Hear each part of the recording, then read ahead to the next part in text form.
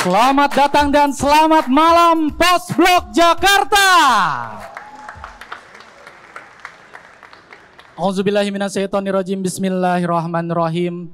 Robis rohli sodri wa yasirli amri wahlul uqdatan min lisani yafqahu qawli. Amma ba'du. Sebagai seorang stand up komedian, saya selalu dipesan oleh nenek saya untuk selalu membacakan doa itu sebelum tampil ke atas panggung, karena itu adalah doa lapang dada. Alhamdulillah setelah saya baca itu penampilan saya selalu lancar. Lancar udah pasti, lucu belum tentu. Tapi malam ini kita mau membangun ambience yang santai, yang lucu. Kalau mau yang horor juga boleh sih. Karena saya yakin yang datang hari ini adalah orang-orang yang selama ini gemes sama Pak Anies. Pengen nyubit pipinya Pak Anies. Malam hari ini tidak kita perkenankan ya, mohon maaf. Karena ada ibu di situ, kita butuh izin ibu dulu. Boleh Bu, pipi Bapak dicubit? Jangan dong katanya. Tapi saya yakin yang datang hari ini semangat untuk mendesak Pak Anies. Tepuk tangan yang kurang menandakan hari ini bukan acara relawan. Karena biasanya kalau relawan disebut nama Pak Anies pasti semua tepuk tangan. Bagus, memang itu yang kita harapkan. Karena kita mengundang Anda-Anda semua untuk menghujat Pak Anies di depan mukanya langsung. Biasanya kan cuman berani lewat sosmed ya kan. Kali ini depan orangnya langsung kita buka sebebas-bebasnya. Seluas-luasnya, bebas banget kayak Harun Masiku. Malam hari ini, acara ini digagas oleh Ubah Bareng yang pengen ngasih ruang, ngasih tempat untuk teman-teman semua, anak-anak muda semua yang suka memberikan ide dan gagasan untuk tatap muka langsung bersama Bapak Anies Baswedan. Dan yang paling penting, yang masih punya keraguan, yang masih punya keresahan, yang masih bingung mau pilih siapa di 2024, malam hari ini Pak Anies akan menjawab keraguan itu. Pak Anies akan menjawab semua tudingan secara gamblang. Tepuk tangan untuk desak Anies. Gak usah berlama-lama lagi, semua sudah pasti tidak sabar untuk menunggu sosok yang sudah kita tunggu selama ini. Beri tepuk tangan yang meriah dan sambutan yang meriah untuk Bapak Anies Baswedan.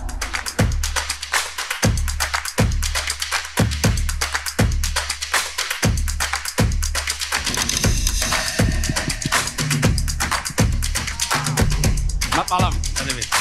Saya di mana? Silakan Pak. Ya, di situ Bapak. Apa kabar Pak Anies? Alhamdulillah baik.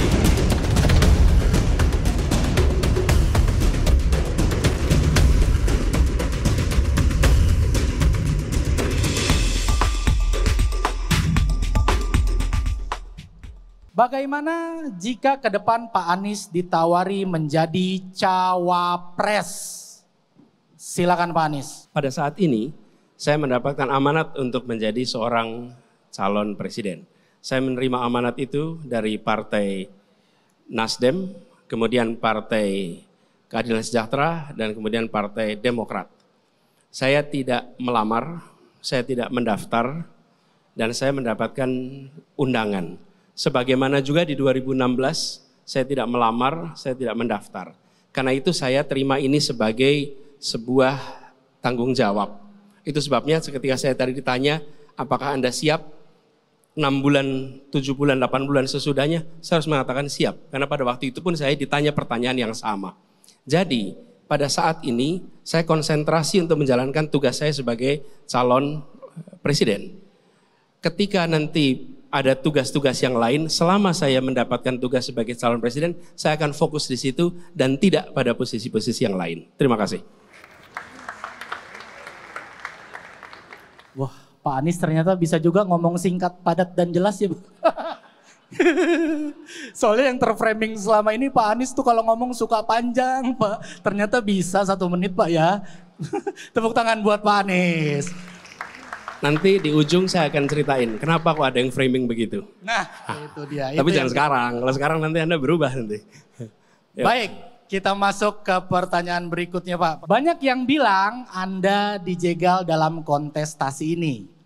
Apa Pak Anies merasa dijegal? Kalau iya, Dijegal dalam bentuk apa nih kalau boleh tahu? Ini pertanyaannya aneh ini. Banyak yang bilang Anda dijegal. Terus tanya ke saya, apakah Anda merasa dijegal? Kalau itu saya yang bilang saya merasa dijegal, saya boleh ditanya dong. Kalau ini pertanyaan harusnya diberikan kepada yang mengatakan. Kalau bagi saya, di dalam proses politik itu normal. Ada yang berusaha untuk memangkas, ada yang berusaha untuk menghentikan, ya itulah sebuah kompetisi. Saling coba menahan, menghentikan. Jadi kita juga nggak usah cengeng dan berharap jangan ada yang mencoba menghentikan, itu biasa saja. Jadi saya tidak pernah berkeluh kesah, saya tidak pernah merasa itu dianggap jegal. Justru saya merasa inilah bukti bahwa apa yang kita kerjakan insya Allah akan mendapatkan simpati dan mendapatkan kepercayaan dari masyarakat. Gitu, makasih. Katanya Bapak suka playing victim tuh Pak.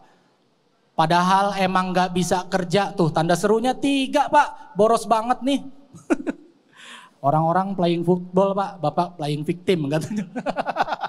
Enggak, malah saya tadi katakan saya tidak pernah merasa dijegal, saya tidak merasa khawatir dengan itu semua, dan tidak pernah berkeluh kesah juga. Kami jalani ini sebagai sesuatu yang normal. Dari dulu kalau ada kompetisi sepak bola aja sliding tackle kok. Kompetisi badminton aja ada smash, gak usah khawatir. Yang penting jangan lempar raket, jangan tendang kaki. Selama itu tidak dikerjakan, jalani saja. Jadi itu adalah satu persepsi yang diciptakan. Saya ingin mengatakan, lihatlah kenyataan. Saya tidak pernah merasa dijegal, dihentikan, dan kalaupun itu usaha itu ada, yaitu bagian dari yang normal, tidak perlu dikeluh kesahi, kita jalani saja. Gitu, makasih. Memang sudah didesain untuk tahan banting Pak Anies ini ya. Bapak Anies, Anda orang non partai yang diusung sebagai capres oleh 3 partai. Apa jaminan kalau Anda akan tetap independen dan tidak disetir partai? Begini, saya bekerja dengan menomorsatukan kepentingan umum. Dengan kemudian memprioritaskan keadilan. Bicara tentang akal sehat, common sense, itu dalam mengambil keputusan. Dan dalam mengambil keputusan itu bisa jadi saya sepandangan dengan partai politik, bisa jadi berbeda pandangan. Saya juga bisa sepandangan dengan Mas David atau berbeda pandangan dengan Mas David. Jadi jangan kita mengasumsikan bahwa kalau partai punya pandangan berarti salah. Partai itu juga berisi dengan orang-orang yang punya aspirasi. Selama pandangan partai politik itu sejalan dengan kepentingan publik, sejalan dengan prinsip keadilan, sejalan dengan common sense, data, maka itu bukan sesuatu yang salah. Dan bicara tentang independen, kita perlu garis bawahi. Yang penting kita objektif dan dari objektivitas itu ada keputusan yang benar. Begitu jawaban saya. Mantap sekali. Tepuk tangan untuk Pak Anies. Emang pertanyaannya ini agak aneh Pak, saya mah cuma bacain doang. Saya juga bingung, emang ada ya orang yang disetir partai? Jangan di-capture ya yang barusan. Pak Anies, Anda sering dikenal sebagai Gubernur DKI. Emangnya waktu jadi Mendikbud nggak ngapa-ngapain ya? Makanya dipecat. Ya, saya dicukupkan tugasnya bersama dengan 6 menteri yang lain. Dengan 6 menteri yang lain. Bukan 1 orang menteri, 6 menteri yang lain.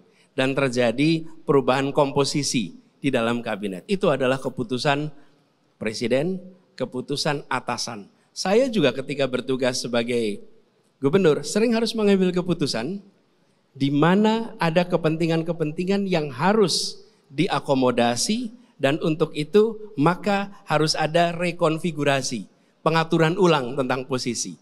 Karena itu saya menghormati keputusan presiden dan saya bisa tunjukkan bahwa selama kami bertugas di Kemdikbud justru banyak terobosan-terobosan yang sampai hari ini dilaksanakan bahkan diteruskan. Salah satunya neraca pendidikan yang hari ini diteruskan di kantor kepresidenan dengan nama raport pendidikan daerah seluruh Indonesia. Itu terobosan yang hari ini diteruskan oleh KSP. Itu artinya apa? Baik kira-kira. Begitu jawabannya. Kalau sistem zonasi Bapak juga bukan Pak? Pak Anies, Bapak juga bukan kalau sistem zonasi? Nanti kalau saya sebut nanti dikutip seperti Pak Nadiem kemarin. Iya. Jadi nggak usah saya jawab aja dah. Nggak apa-apa Pak, saya mah cuma melempar keresahan sebagai orang tua Pak. Karena saya resah sekolah anak saya nanti gimana Pak. Karena sekolah yang terdekat dari rumah saya itu sekolah nyetir Pak. Tapi boleh saya jawab sedikit nih sebagai entertainment. Zonasi itu gejala. Masalahnya adalah bangku yang tidak cukup. Selama jumlah bangku SD tidak sama dengan bangku kelas 1 SMP, tidak sama dengan kelas 1 SMA, pasti akan muncul problem jumlah tempat. Selalu. Ya, gejalanya adalah problem zonasi ini. Dan itu kan munculnya tiap awal tahun ajaran.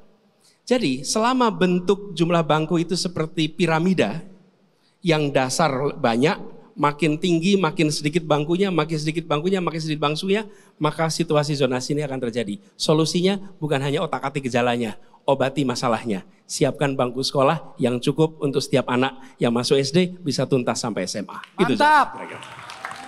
Ini sering juga ada meme di sosial media yang ditujukan untuk mempertanyakan program DP 0%. Pertanyaannya, program DP 0% itu sebenarnya jalan nggak sih Pak? Program itu jalan dan terobosan ini sekarang diikuti oleh swasta. Sekarang teman-teman bisa menyaksikan banyak sekali tawaran-tawaran kepemilikan rumah dengan menggunakan prinsip 0 rupiah. Ini adalah sebuah program yang menawarkan skema pembiayaan di mana orang yang bisa menabung atau orang yang tidak bisa menabung untuk bayar DP, mereka diberi keleluasaan.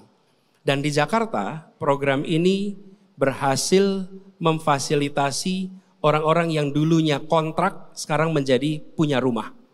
Ketika mereka punya rumah, maka mereka punya aset dan naik pendapatan kekayaan mereka karena nilai rumahnya bertambah. Program DP 0 rupiah mensuplai kira-kira 50-60%, nanti angkanya harus dicek, dari suplai rumah yang dilakukan di Jakarta selama 4 tahun terakhir ini. Jadi bukan hanya jalan, prosentase rumah baru DP itu sangat besar di Jakarta. Terima kasih. Jangan tenang dulu Pak Anies, ada lagi nih capturean dari teman-teman tuh. 0 besar, bukan 0% Pak, katanya 0 besar. Tulisannya kapital semua lagi tuh Pak. Yang gaji di atas 7 juta dapat subsidi gratis DP rumah 0%. Yang gaji UMR dapat apa? Tiket masuk surga tuh. Pak Anies lagi mangap. Saya jawab ya. Ya. Di Jakarta ini, rumah apartemen, rumah susun itu yang menengah ke atas itu suplainya banyak. Itu disuplai lewat pasar. Mereka yang UMR ke bawah menyewa. Tapi di Jakarta problem terbesar adalah mereka yang bukan miskin tapi juga tidak kaya. Mereka ini di mana rentangnya? Rentangnya antara UMR 4,7 juta sampai 15 juta. Kelompok inilah yang paling sulit mencari rumah. Inilah yang kemudian kita siapkan program DP 0 rupiah. Orang yang penghasilan di atas 15 juta dilayani lewat pasar. Usaha-usaha properti mereka melayani yang di atas 15 juta. Kemudian rusun-rusun pemerintah melayani yang di bawah UMR. Yang di tengah ini selama berdekade-dekade tidak pernah diberikan perhatian oleh pemerintah. Mereka punya hak yang sama dan banyak dari mereka adalah kaum milenial yang sudah sekolah tinggi tapi tidak pernah bisa mendapatkan rumah di sekitar Jakarta. Itu yang kita fasilitasi dan kita berharap dengan begitu mereka tidak harus tinggal 2 jam dari tempat mereka kerja tapi bisa dapat tempat yang layak di Jakarta. Jadi itu jawabannya. Makasih.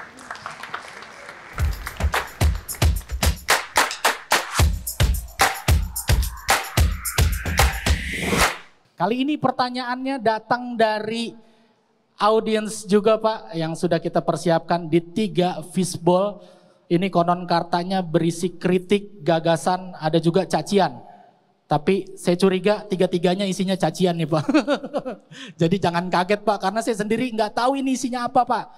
Terus saya gimana dong? Sebentar, jadi Pak Anies nanti akan mengambil 2 kertas dari masing-masing fishbowl. Pak Anies silakan membacakan pertanyaannya, lalu langsung Pak Anies jawab. Lagi-lagi, sebentar dulu Pak, sabar dulu. Lagi-lagi waktu Pak Anies cuma 1 menit setiap pertanyaan. Karena sekarang kita ada di segmen Jawab Nis.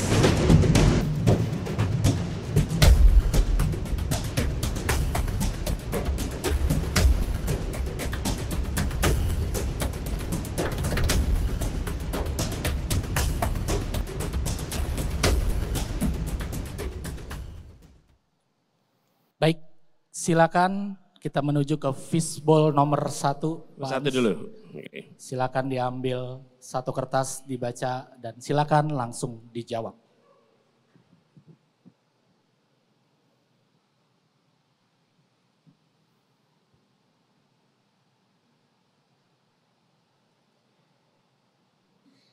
Oke. Apa yang Bapak akan lakukan untuk membuat pendidikan tinggi aksesibel? Silakan Pak. Timernya dong. Iya dong, kita kasih timernya.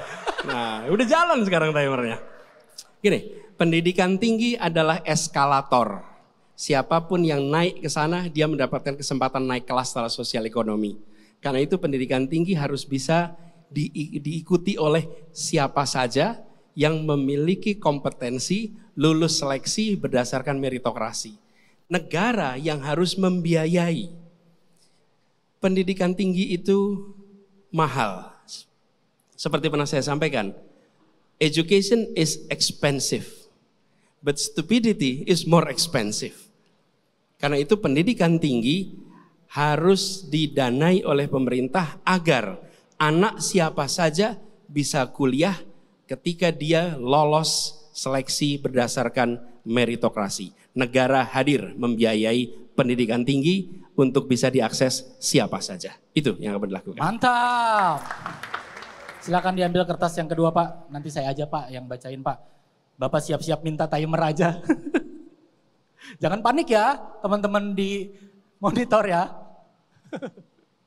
Sini Pak, saya bantu Pak. Pertanyaan berikutnya. Banyak orang yang terjerat utang pinjol. Tapi kenapa akses untuk melakukan pinjol semakin mudah? Adakah solusi agar anak muda tidak terjerat budaya utang pinjol? Silakan Pak Anies. Bukan hanya anak muda, banyak yang tidak mampu terjerat dengan urusan pinjol. Menurut saya ini harus diatur oleh pemerintah. Negara harus mengawasi, negara harus memberikan ketentuan yang tegas tentang pinjaman-pinjaman yang dilakukan secara online. Dan di masyarakat selama ini ada kebutuhan untuk pembiayaan. Tapi yang lebih penting sesungguhnya adalah membuat orang bekerja dan orang punya tabungan. Kalau orang tidak kerja, tidak punya tabungan, dia tetap harus hidup karena itu cari hutangan. Jadi bukan hanya menyelesaikan soal pinjamannya, tapi menyediakan lapangan pekerjaan yang layak sehingga bisa menabung, itu solusi yang permanen. Tapi yang lebih penting menyiapkan lapangan pekerjaan supaya orang punya pekerjaan dan punya tabungan. Itu yang lebih penting. Terima kasih. Mantap banget, tepuk tangan buat Pak Anies. Salah satu lagi yang bikin pinjol merajalela adalah judi slot Pak. Jangan ketawa-tawa aja, main kagak lo? Tawa-tawa, itu juga harus diberantas Pak. Judi slot harus diberantas. Apalagi kalau mainnya di ruang rapat paripurna.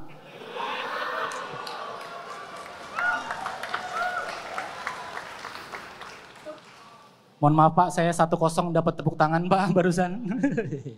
Lanjut Pak, kita masuk ke fishbowl yang kedua. Silakan ambil Pak.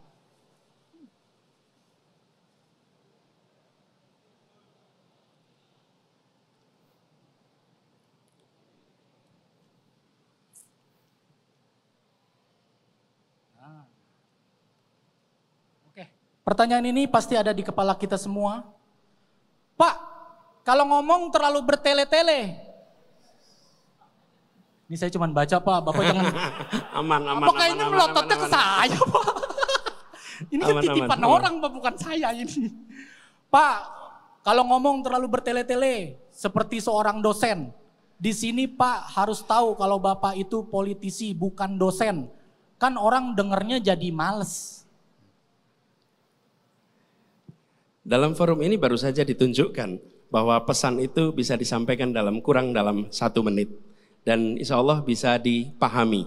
Karena itu saya juga berharap dengan adanya forum ini akan terjawab bahwa pencitraan itu dijawab dengan kenyataan. Bahwa persoalan rumit bisa disampaikan dalam kurang dari 1 menit. Dan ini selesai dalam 38 detik. Terima kasih. Emang jago nih.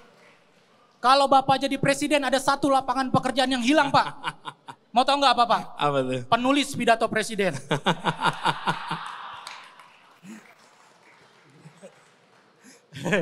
Lanjut Siap, Pak. siap. Nanti kita undang David aja jadi penulis. Hah? Nanti banyak punchline ya Pak. Tapi kalau Bapak butuh pantun saya siap nyediain. Kan tadi udah nyebut paripurna. Uh-uh. Besok ada paripurna DPR. Iya. Yuk. Maksud Bapak, saya diapain gitu Pak. Lanjut. Nih Pak, dengerin baik-baik Pak. Pak Anies, pergerakannya kurang masif. Banyak masyarakat yang masih bertanya-tanya apakah Bapak benar serius nyapres atau tidak.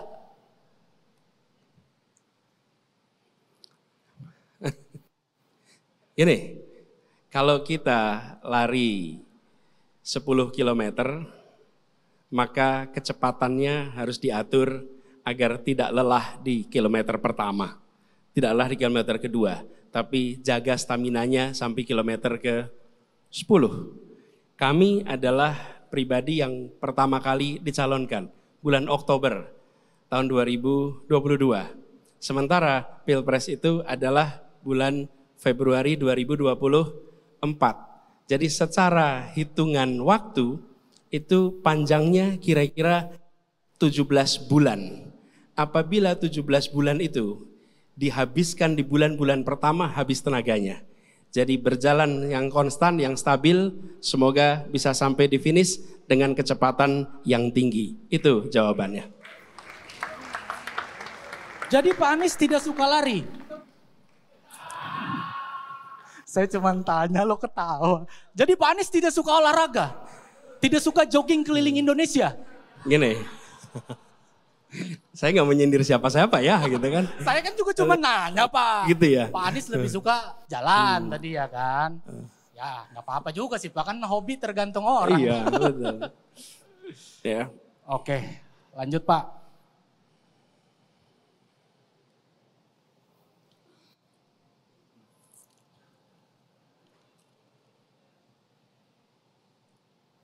Pak Anies, Bapak melihat Pulau Jawa yang semakin overpopulated, apakah ada gagasan untuk melakukan kembali transmigrasi? Ya, sebenarnya Pulau Jawa ini tidak sekedar mengalami overpopulated.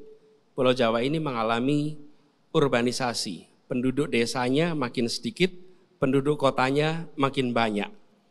Jadi masyarakat yang tinggal di desa untuk sejahtera harus ke kota. Indonesia hari ini 56% penduduk tinggal di perkotaan. Jadi menurut saya solusi yang dibutuhkan bukan memindahkan ke luar Jawa, tapi menyiapkan lapangan pekerjaan yang cukup di pedesaan maupun di perkotaan. Sehingga mereka bisa hidup dengan baik. Dimanapun mereka berada, baik di Sumatera, di Jawa. Ini berbeda dengan tahun 70-an, di mana Sumatera, Sulawesi, dan lain-lain masih kosong penduduknya. Pada saat ini, di sana pun sudah mulai tumbuh. Jadi yang penting siapkan lapangan pekerjaan di kota, di desa, sehingga untuk sejahtera tidak perlu migrasi. Makasih. Wah, ternyata Pak Anies sangat concern sekali tentang Jawa Pak ya. Saya lihat juga Instagramnya Pak Anies, di highlight story-nya tuh masing-masing dibikin kota per kota ya. Yang follow Pak Anies boleh minta tepuk tangan? Banyak. Dibikin kota tuh Pak ya, ada Brebes, Tegal, Salatiga. Ya, betul. Saya khawatir tuh Pak, kan Bapak capres nih. Saya khawatir ada orang awam aja tuh yang ngira Bapak akun travel. Udah ada yang DM nanya trip ke Karimun Jawa belum? udah nanya ke Pulau Seribu sih. Udah ke Pulau Seribu ya Pak. Lanjut Pak, satu lagi di fishbowl nomor 3. Sorry. Siap.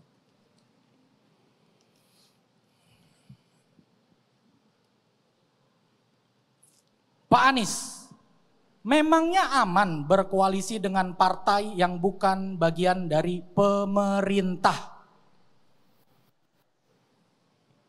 Memangnya ini negeri yang berbahaya untuk warga negaranya sendiri? Tidak. Ini adalah negeri yang tidak membahayakan. Kenapa jadi merasa tidak aman? Ini adalah partai-partai politik yang legal, ini adalah organisasi yang sah, dan tidak seharusnya berada di posisi oposisi kemudian merasa terancam apalagi punya rasa takut. Dan sudah saatnya kita membuktikan bahwa di Republik ini merdeka untuk menentukan pilihan di mana saja, oleh siapa saja, dengan partai apa saja. Gitu. Udah. Sudah Pak, Udah, cepet cukup banget. 38 detik. Waktunya masih 16 Pak, 16 detik. Bapak Belum masuk selesai. ke babak bonus kalau gitu. Pak Anies mungkin dari tadi di kepalanya berpikir, saya jawab pertanyaan mulu ada hadiahnya kagak nih?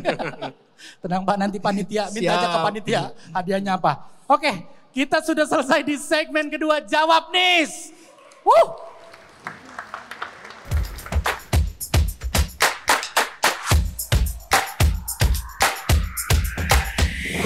Sekarang waktunya kita berikan kesempatan untuk teman-teman yang sudah repot-repot hadir Pak. Di tengah kemacetan Jakarta, di tengah polusi udara, teman-teman hadir memeriahkan acara malam hari ini. Saya di sini. Silakan Bapak duduk di situ. Saya akan meminta teman-teman untuk bertanya apapun. Barangkali sudah menyiapkan pertanyaan dari rumah. Silakan yang ingin bertanya boleh tunjuk tangannya. Mas baju hijau berkacamata, silakan. Terima kasih. Assalamualaikum warahmatullahi wabarakatuh. Saya Syahdan, sama alumni UGM juga Pak. Ya, tepuk tangan dulu buat anak-anak UGM juga yang jadi panitia. Bagus acaranya, keren, muda banget. Nah, saya punya beberapa pertanyaan untuk Pak Anies. Sebagai mantan gubernur, sebagai mantan menteri, dan juga sebagai akademisi. Ada 3 pertanyaan. Saya mempelajari sejarah Jakarta baru beberapa tahun ini. Saya melihat bahwa konstruksi kota Jakarta bahwa ada yang namanya New Gondangdia, yaitu sekarang Taman Menteng, tempatnya orang-orang kelas atas. Nah, saya melihat di antara seputar Menteng itu tamannya bagus-bagus, mewah-mewah Pak. Dan dalam ruang RTH, ruang terbuka hijau dan tata kota taman, saya melihat kata teman saya di Bappenas hanya sekian persen yang direalisasikan hanya untuk taman. Dari anggaran yang dianggarkan. Nah, apakah Bapak ketika menjadi presiden siap dan berani memberikan taman-taman mewah di tempat pemiskinan-pemiskinan kota? Seperti itu. Dan kedua, ketika Bapak sebagai seorang menteri pendidikan, apakah Bapak berani melaksanakan kata-kata bahwa pendidikan akan bisa diakses oleh semua alias pendidikan gratis? Sepakat teman-teman? Terus yang ketiga, saya penasaran aja oleh Pak Anies nih. Sebagai profesor kalau dibilang Prabowo ya. Satu kata profesor. Siapa sih menteri pendidikan yang Bapak pilih nanti ketika Bapak jadi menteri? Mungkin itu aja. Terima kasih. Wassalamualaikum warahmatullahi wabarakatuh. Banyak banget sih lu nanyanya. Supaya kalau saya jawabnya banyak nanti bukan salah saya, ini Ya, salah Pak. pertanyaan yang Ya, lebih banyak. ya, boleh Pak, masing-masing pertanyaan 1 menit. Oke. Taman-taman di Jakarta ada di tempat yang mewah, ada tempat yang nyaman. Itu dulu. Sekarang hari ini, dimanapun Anda berada, dalam jarak 900 meter Anda akan ketemu taman. Justru itulah perubahan yang kita dorong kemarin. Membangun taman-taman dengan konsep park. Bukan hanya garden, sehingga itu menjadi tempat bermain. Dan dibangun menyebar seluruh Jakarta. Makanya tadi Bung Syahdan, 900 meter dimanapun Anda berada, Anda akan ketemu taman di Jakarta sekarang. Dan ini dibuat untuk bermain, untuk berinteraksi, karena kita mempercayai taman itu adalah ruang ketiga yang bisa mempersatukan. Segala strata sosial ekonomi bisa berada di taman itu, menikmati tamannya. Dan tidak ada taman dengan tulisan dilarang menginjak rumput, karena itu adalah taman sebagai garden. Itu jawaban nomor 1. Yang kedua, pendidikan untuk semua. Ini adalah prinsip. Bukan hanya pendidikan untuk semua, Bung Syahdan, tapi pendidikan berkualitas untuk semua. Berkualitas itu kata kunci. Anda tidak mau hanya sekedar pendidikan tanpa kualitas. Ini masalah komitmen, bukan soal kata-kata. Tanpa ada kata kualitas, kita bisa kompromi di kualitas. Dan biayanya harus disiapkan oleh negara. Istilah yang digunakan bisa misleading, itu bisa jadi slogan kampanye. Tapi kami bukan mau kampanye mengirimkan angin sorga. Kami ingin ada komitmen bahwa dari pemerintah, baik pusat sampai ke daerah, yang namanya bangku harus ada sama. Yang kedua, guru berkualitas, kepala sekolah berkualitas, dan laksanakan kurikulum tanpa digonta-ganti. Itu yang menjadi komitmen untuk dilaksanakan bila amanat itu diberikan. Menteri Pendidikan terus terang saya belum ada nama, tapi kalau Bung Sahdan berminat kita bisa audisi nanti. Terima kasih. Mas Sahdan harus jangan pergi dulu tuh. Kapan lagi tatap muka? 3 menit tadi ya Pak. Sengaja banget kan nyiapin 3 pertanyaan kan. Behind the scene ya. Kasihan deh nggak bisa diulang. Oke, jadi kesempatan berikutnya silakan sehabis bertanya. Jangan kemana-mana dulu. Duduk di depan Pak Anies dan mendengarkan jawaban dari Pak Anies Baswedan. Berikutnya silakan. Tadi udah pria, sekarang kita ke perempuan dulu. Mbak yang persis duduk di belakang Pak Anies, silakan.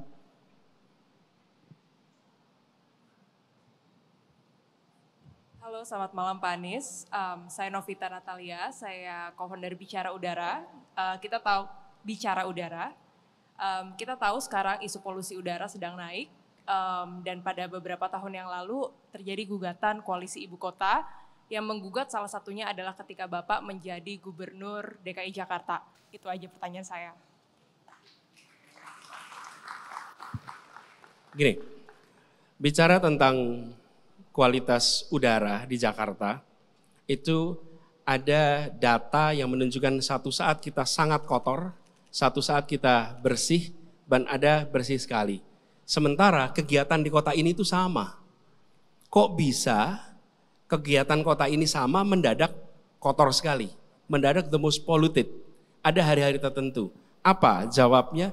Jawabnya adalah polusi udara yang terjadi di luar Jakarta, yang bergerak karena angin, dia masuk ke Jakarta. Ketika anginnya berhembus ke Jakarta, maka indikator di Jakarta akan nyala dan menunjukkan polusinya tinggi. Ada pilihan, kita tidak memasang alat indikator itu. Tapi kami tidak, kami memilih untuk memiliki lebih bahkan. Karena sama seperti COVID, COVID itu nggak ada karena nggak ada testingnya, kita milih ada testing. Nah ini harus diselesaikan di luar wilayah Jakarta. Di Jakarta sendiri turunkan emisi mobil, kendaraan, kemudian taman, dan untuk di luar adalah transisi ke energi yang bersih karena sumber-sumbernya itu pada pembangkit listrik tenaga batu bara. Terima kasih. Sudah puas dengan jawabannya Mbak? Kalau mau didebat lagi, ayo kita kasih Pak Anies obstacle yang susah dong. Sudah cukup? Oke, kita lanjut ke pertanyaan berikutnya.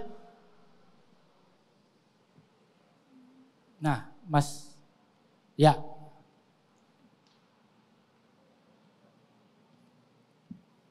Salam kenal Pak. Tes. Salam kenal, saya Aldi Pak. Aldi. Saya itu tahun 2019 saya sebagai co-foundernya Kita Satu, relawan milenialnya Pak Jokowi Amin. Pertanyaannya saya simpel Pak. Pertanyaannya saya simpel, Bapak ini selalu punya slogan perubahan.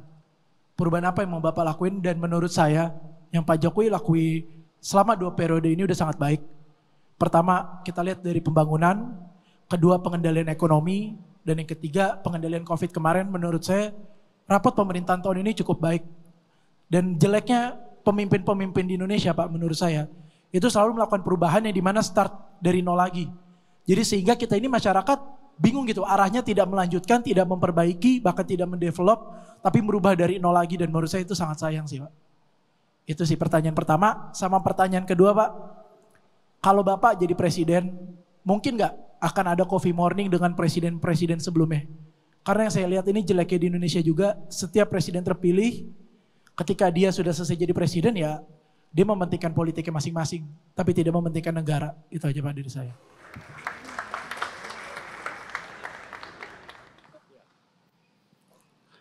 Saya rasa kesempurnaan itu hanya milik Tuhan. Dan kita tidak berhak mengklaim sempurna. Akan selalu ada ruang untuk perbaikan, perubahan.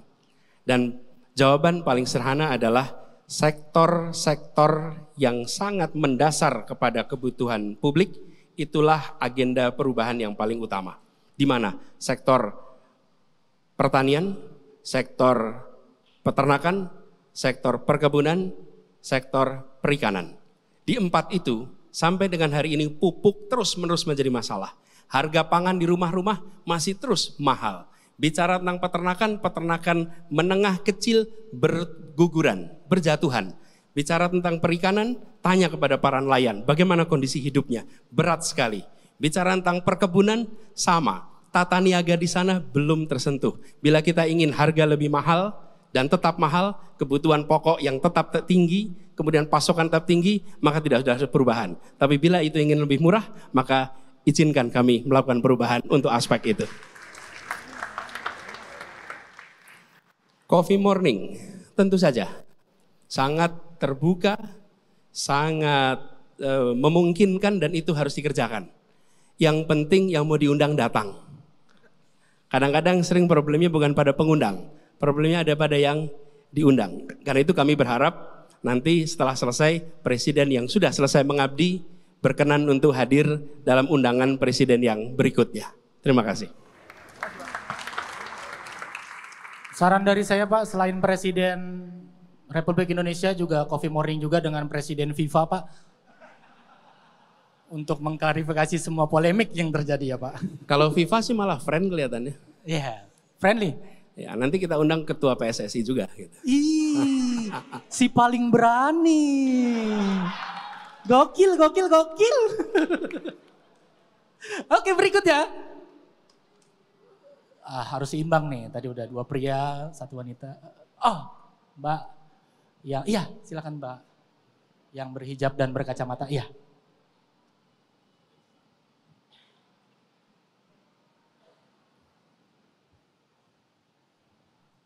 Halo, selamat malam Pak Anies. Nama saya Farin. Iya, nama saya Farin. Saya izin bertanya Pak, ada 2 pertanyaan dari saya. Yang pertama adalah saat Bapak menjadi Gubernur DKI Jakarta, saya cukup mengapresiasi program Bapak, salah satunya adalah kampanye Kita Berhak Aman. Yang mana fokusnya adalah di kekerasan dan pelecehan yang programnya dipegang oleh Jakarta Plus. Pada akhir kampanye tersebut ada program yang namanya Moveable, yang mana program tersebut itu menyediakan rumah aman bagi perempuan dan anak yang mengalami kekerasan dan pelecehan. Tapi sampai saat ini saya belum pernah mendengar Pak, apa jadinya keberlanjutan program tersebut yang mana timelinenya itu saya baca ada di akhir Desember 2022. Itu pertanyaan pertama saya Pak.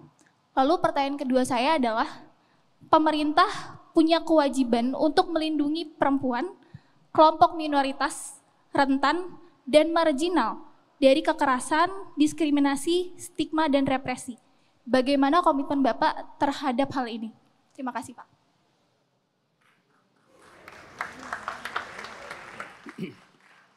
Makasih Farid. Jadi ada 4 kelompok yang saya melihat harus jadi prioritas untuk merasa aman di masyarakat. 1 adalah perempuan, khususnya ibu hamil. Yang kedua adalah anak-anak. Yang ketiga adalah lansia. Dan yang keempat adalah penyandang disabilitas. Ini seringkali menjadi urusan yang tidak menarik untuk diambil di dalam wilayah keputusan politik. Karena tidak bisa ditunjukkan fotonya. Lain dengan ketika kita membuat infrastruktur, bisa kelihatan fotonya. Yang ini adalah rasa aman yang dibuat. Dan itu yang kami kerjakan. Dan kemudian kita memastikan pekerjaan ini nggak bisa dikerjakan sendirian. Bekerja sama dengan NGO, bekerja sama dengan aparat penegak hukum, bekerja sama juga dengan kampus dan peneliti-peneliti. Dan itu yang kita kerjakan. Insya Allah saya berharap program ini bisa dijalankan terus. Dan inilah salah satu contoh barangkali terobosan yang harus bisa dilakukan continuity-nya. Dan kedua tentang perlindungan bagi kelompok ini semua.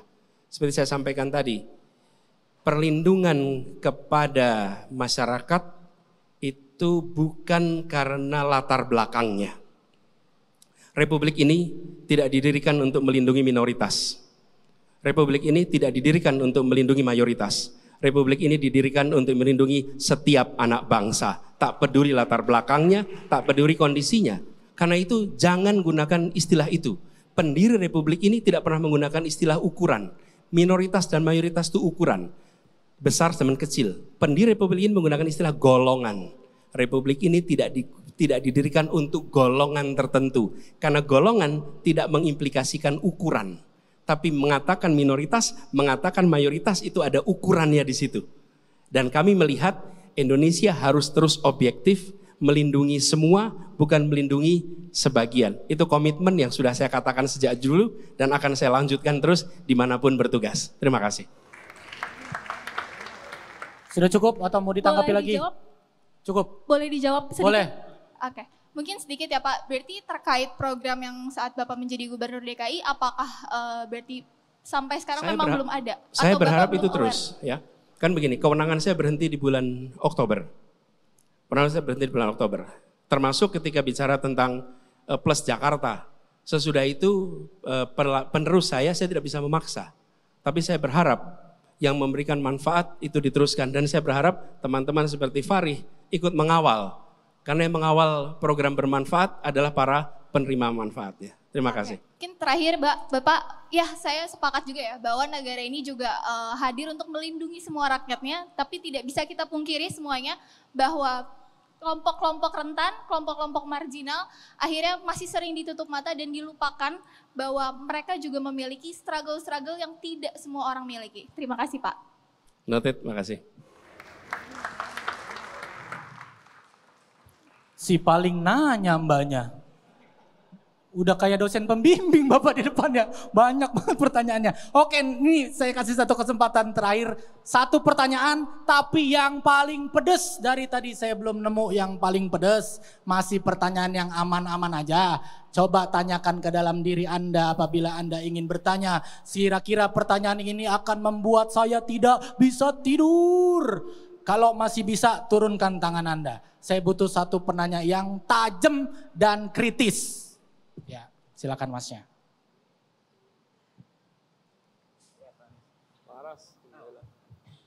Selamat malam Pak Anies, saya Retas. Ada kalau tadi satu tapi saya izin 3 Pak Anies. Satu Mas, satu. Yang pertama ini soal bargaining. Pak Anies tidak bargaining. Pak Anies tidak memiliki partai politik, tidak memiliki organisasi massa yang cukup besar, dan tidak memiliki kapital yang cukup. Apa bargaining Pak Anies di hadapan para partai politik yang mendukung Pak Anies di masa mendatang ketika permintaan-permintaan mereka berbeda dengan aspirasi rakyat yang memilih Pak Anies di masa yang mendatang? Yang kedua. Cukup Mas, satu. Oke. Satu boleh Mas. Pak Anies? Yo. Boleh. Yang kedua. Pak Anies selalu Kalau saya sih boleh aja. Pak Anies selalu mengatakan soal keadilan. Dan Indonesia punya tujuan untuk mewujudkan keadilan sosial. Apa langkah konkret dari Pak Anies untuk nanti mewujudkan keadilan sosial bagi rakyat Indonesia? Karena sekarang pemerataan itu belum dirasakan oleh banyak penduduk di Indonesia saat ini. Yang terakhir Pak Anies, ini soal mega-mega proyek. Indonesia saat ini memiliki banyak mega proyek yang kalau dilanjutkan bisa jadi membebani APBN kita yang cukup besar. Tapi kalau di stop, kita sudah keluar cukup banyak, maju kena, mundur kena. Apa yang akan Pak Anies lakukan terhadap mega-mega proyek tersebut secara konkret? Terima kasih Pak Anies. Ya. Bung Retas, ketika saya bertugas di Jakarta, saya pun tidak memiliki partai politik. Dan diusung hanya 2 partai. Kemudian 7 partai lainnya itu tidak mendukung. Apa yang terjadi? Kita susun argumen yang masuk akal, lalu bicara dengan anggota-anggota dewan satu persatu. Saya ketemu dengan semua, termasuk anggota dewan yang partainya berseberangan dan sering mengkritik di media. Saya sampaikan argumennya, saya sampaikan manfaatnya. Saya percaya hal yang baik untuk masyarakat itu akan diterima. Ada situasi di mana mereka akan blok, terjadi itu. Kami mau menjual saham misalnya, akhirnya tidak bisa terlaksana. Tapi saya percaya persuasi. Dan pada akhirnya bargaining yang terkuat adalah dukungan dari rakyat. Sampaikan hal yang baik kepada rakyat, minta dukungan pada rakyat, itu jauh lebih powerful daripada dukungan dengan 1-2 partai. Di situ kekuatan utamanya. Kemudian keadilan. Keadilan ini konkretnya pertama harus memastikan bahwa seluruh rakyat mendapatkan kebutuhan pangan yang tercukupi. Jangan lapar, jangan mereka tidak mendapatkan pasokan makanan. Kalau itu tidak terpenuhi, itu masalah. Dan ini nomor 1, bagaimana pangan itu berkeadilan. Yang memproduksi sampai mengkonsumsi, nomor 1. Yang kedua, sehat. Sehat itu artinya akses fasilitas kesehatan yang merata dan bantuan untuk hidup sehat dari mulai ibu mengandung sampai dengan lansia. Dan itu bisa dikerjakan oleh negara. Yang ketiga, pendidikan. Pendidikan yang berkualitas sampai tuntas. Dan yang keempat adalah membuka akses lapangan pekerjaan di tempat-tempat yang biasanya tidak ada akses pekerjaan. Di situ konsep keadilan itu dilaksanakan. Terakhir, soal mega proyek. Ini bukan selera, ini uang rakyat. Dan dibiayai dengan uang rakyat. Karena itu saya akan katakan ada 4 prinsipal. 1, harus berkeadilan. 2, kepentingan publik. 3, menggunakan data, common sense, akal sehat. Dan keempat, regulasi. Maka yang saya akan kerjakan adalah meminta asesmen objektif dengan 4 prinsip itu. Di tiap-tiap hal yang dianggap problematik. Kalau tidak problematik jalan terus. Tapi bila dianggap problematik, lakukan assessment, lalu laporkan kepada publik. Jadi bukan selera seorang presiden terpilih atau selera seorang menteri yang baru ditunjuk.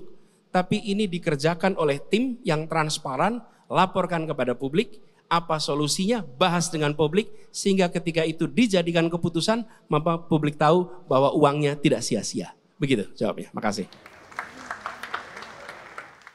Oke, cukup ya. Wah, gak tertib nih masnya nih, tadi bilangnya 1. Kalau Pak Anies mah emang demen ngomong. Tuh, dia nuduh terus ya tadi udah ngomong. Dia lebih banyak ngomong dari saya dari tadi. Nah, iya Pak, maksudnya tadi tertib Pak ya. Saya ini ngomong dibatasin. David ngomong gak pernah dibatasin, gak ada menitnya buat David. Ya udah, ayo timer hidupin yuk. Ini 1 pertanyaan terakhir. Cepet-cepetan angkat tangan. Ya sabar dulu Bu, tunggu aba-aba dari saya Bu. Cepet-cepetan angkat tangan dan pertanyaannya kalau ngerasa nggak pedes, udah jangan nanya. Kita butuh yang pedes. Semacam mega proyek tadi tuh, pedes tuh. Ya. Pokoknya kalau tidak selevel mega proyek, enggak. Sabar dulu. 3, 2, 1. Turun dulu. 3, 2, 1. Ya masnya, buset kayak nonton dewa lu. Pakai flash. Yuk. 1 pertanyaan tertib ya tolong. Ya.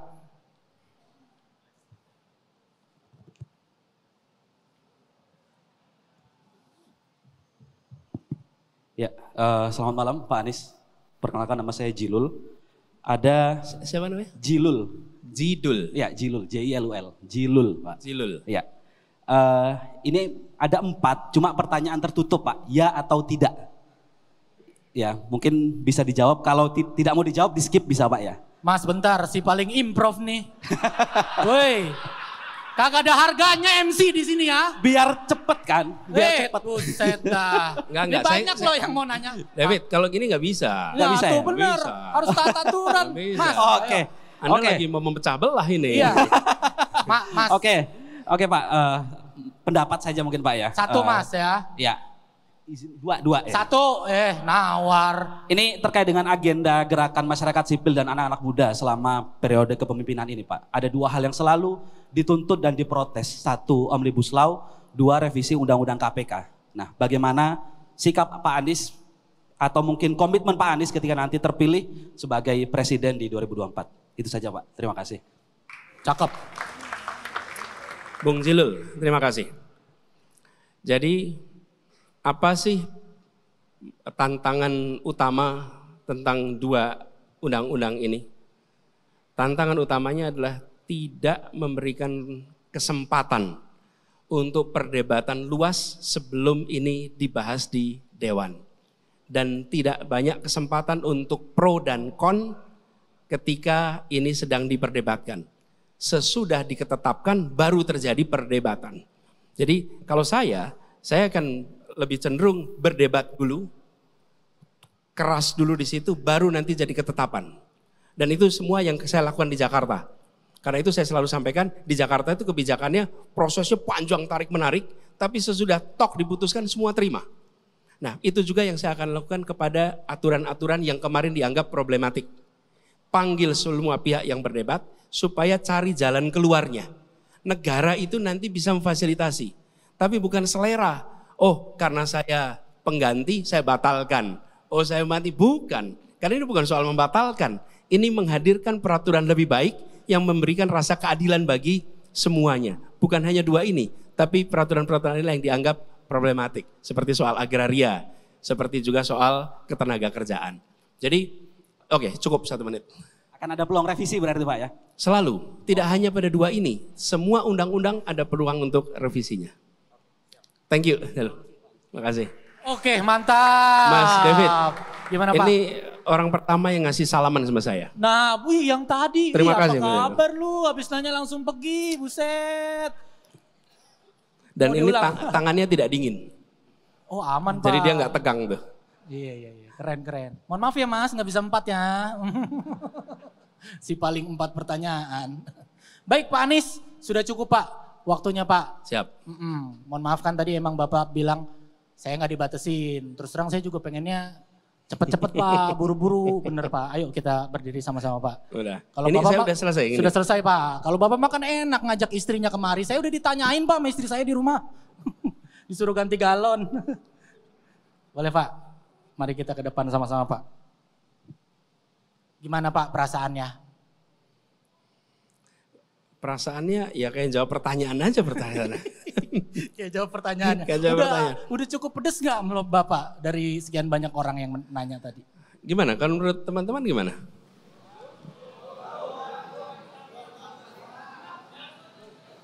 Lanjut, si paling lanjut loh.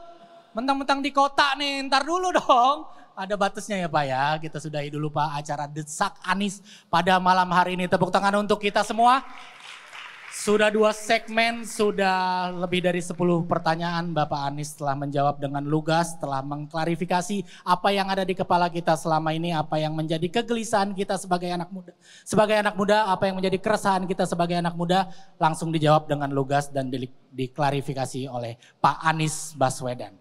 Nah sekarang kita kasih kesempatan untuk Bapak, sekarang saya kan tadi udah ngomong terus nih Pak, kata Bapak. Nah saya berhenti ngomong, silakan Bapak mau ngomong apa dan enggak saya kasih timer. Ini masa nggak kasih timer? Iya, tapi jangan panjang-panjang juga Pak. Siap. Silakan tepuk tangan untuk Pak Anies Baswedan. Terima kasih teman-teman semua yang sudah ikut hadir di sini, ikut memberikan pertanyaan. Kita berada di Jakarta yang sebentar lagi akan merasakan peringatan kemerdekaan yang ke-78. Ketika Republik ini didirikan, orang-orang yang berkumpul adalah people of ideas. Orang dengan gagasan, orang dengan wawasan, yang kemudian mereka tuliskan itu menjadi sebuah gagasan Republik Indonesia yang ada dalam pembukaan Undang-Undang Dasar. Itu adalah cita-cita, itu tujuan, itu janji. Kemudian kita mulai action. Actionnya kapan? Mulai kita merdeka sampai dengan sekarang. Lalu kita melihat accomplishment. Nah saya ingin mengajak kepada semua, di dalam proses pemilihan umum yang akan terjadi besok, Pilpres, itu adalah fase 5 tahunan di mana bangsa ini menentukan arah 5 tahun ke depan dalam action untuk mendapatkan cita-cita pendiri Republik. Cita-citanya apa? Masyarakat yang adil dan makmur. Keadilan sosial itu menjadi kalimat penutup. Kita ingin itu terjadi. Nah, karena itu saya mengajak kepada semua, mari menilai gagasannya, menilai actionnya yang sudah dikerjakan oleh tiap-tiap kandidat yang ditawarkan kepada kita. lihat rekam jejaknya, dan ditambah lagi accomplishment-nya. Gagasan, action, accomplishment. 3 itu disandingkan. Lalu pilih yang menurut kita rekam jejak 3 aspek itu paling bisa membawa Indonesia lebih baik. Karena disitulah kita menentukan pilihan. Bukan atas apa yang dikatakan orang tentang si calon, tapi penilaian kita tentang si calon.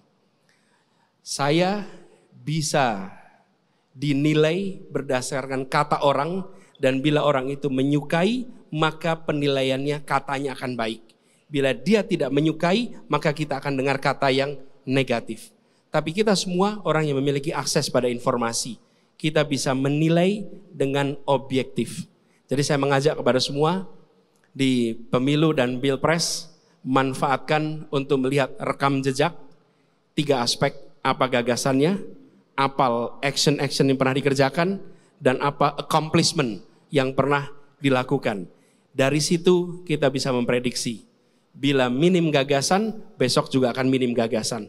Bila minim action, besok juga minim action. Bila minim accomplishment, besok juga akan minim accomplishment. Tapi bila kemarin banyak gagasan, besok akan banyak gagasan. Kemarin banyak action, besok banyak action. Kemarin banyak accomplishment, besok akan banyak accomplishment. Rekam jejak menjadi dasar untuk memilih, memproyeksikan ke depan. Itulah harapan kami, di mana saya sebagai salah satu yang mendapatkan amanat untuk menawarkan 3 itu. Kami sampaikan rekam jejaknya, kami sampaikan gagasannya. Insya Allah kami percaya rakyat Indonesia dari dulu memiliki kemampuan untuk memilih pemimpin sesuai dengan zamannya, sesuai dengan tantangannya.